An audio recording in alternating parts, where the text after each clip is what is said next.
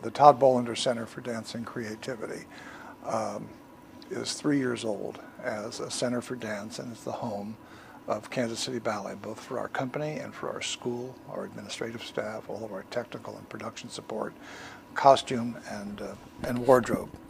So our dancers come here every day when they're during the season and stand right here in this studio where you and I are and take their daily class and then rehearse during the rest of the day. And then in the afternoon we have 500 or 600 or 700 students, adults and children come into this building pretty much on a daily basis. The building is 100 years old this year. It was built originally as a coal-fired power plant, and in fact it created the energy, which created the steam, which operated the equipment that built Union Station. So this building actually predates Union Station as a finished facility, and it was operable both as a coal-fired power plant and then later briefly as an oil-based energy source, but then was abandoned and was empty for 50 years, for half a century. And we were looking for a home. We've been looking for a home for decades, really, and had been probably were in 8 or 10 different buildings during our 56-year lifespan as a ballet company. And really we're looking for a permanent home. And this building actually met all of both the aesthetic as well as the pragmatic qualifications that we were looking for. It was urban in its location.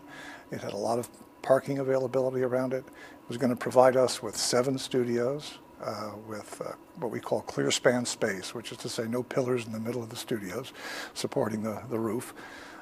It was going to provide with lots of natural light. I think you can probably tell just from this studio alone, the building is filled. There's no area of this building that doesn't have great windows and great natural light.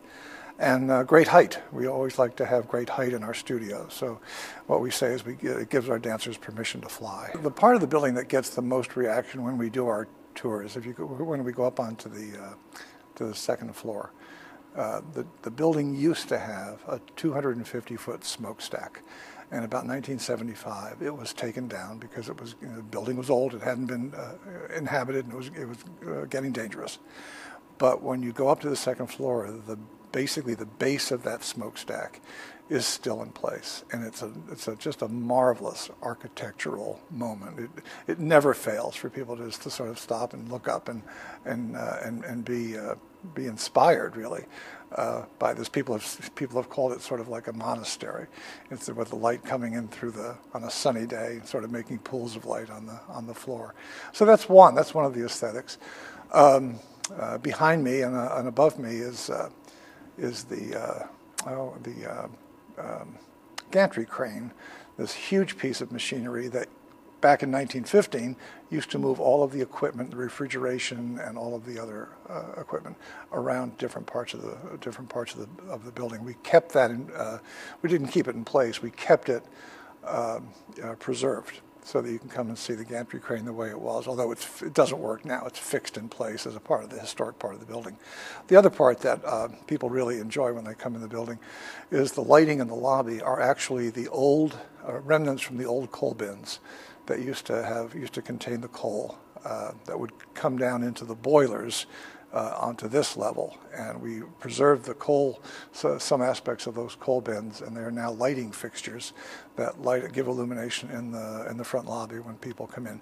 And of course, as they go through and they see there's 7 studios here, and when you come in at the right time of day, they'll be filled with a combination of professional dancers doing their rehearsal sometimes, or another studio will have adults doing yoga or tap or ballroom or any Pilates, or you may go into another studio or 3 or 4 or 5 studios and see children from ages 3 through 17 in either doing their movement classes or their ballet classes at different levels of technical accomplishment. So it can be a really busy building, all showing some aspects of dance and movement.